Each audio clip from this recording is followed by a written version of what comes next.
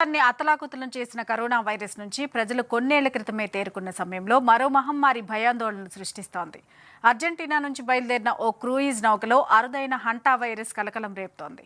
ఎలుకల ద్వారా వ్యాపించే ఈ వైరస్ అట్లాంటిక్ మహాసముద్రం మధ్యలో 3 ప్రాణాలను బలిగొంది. పర్యాటక బోటులో ఇటువంటి వైరస్ వ్యాప్తి చెందడం ఇప్పుడు అంతర్జాతీయ స్థాయిలో ఆందోళన కలిగిస్తోంది. ప్రపంచ ఆరోగ్య సంస్థ ప్రకారం హంటా వైరస్ అనేది హంటా విరిడే కుటుంబానికి చెందిన వైరస్ల సమూహం. ఇది ప్రధానంగా ఎలుకలు, చిట్టెలుకల ద్వారా వ్యాపిస్తూ ఉంది. ఈ వైరస్ సోకిన ఎలుకలు మాత్రం లాలాజలం లేదా మలంతో మనుషులకు ప్రత్యేక సంబంధం ఏర్పడినప్పుడు ఈ ఇన్ఫెక్షన్ సోకుతుంది. అయితే హంతా వైరస్ నేరుగా మనిషి ఊపిరితిత్తులు, గుండెపై ప్రభావం చూపిస్తుంది. అందుకే దీన్ని అత్యంత ప్రమాదకరమైన వైరస్లో ఒకటిగా పరిగణిస్తారు.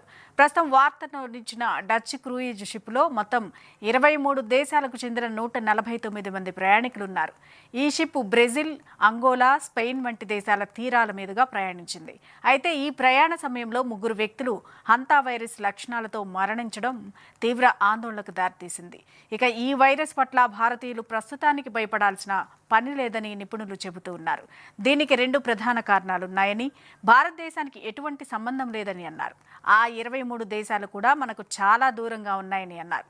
ఆసియా ఖండంలో కనిపించే హంతా వైరస్ రకాలు మనిషి నుంచి మనిషికి వ్యాపించవు. కేవలం ఎలుకల ద్వారా మాత్రమే చాలా అరుదుగా సోకుతాయి. ప్రపంచ ఆరోగ్య సంస్థ కూడా సామాన్య ప్రజలకు దీనివల్ల పెద్దగా ముప్పు లేదని స్పష్టం చేసింది.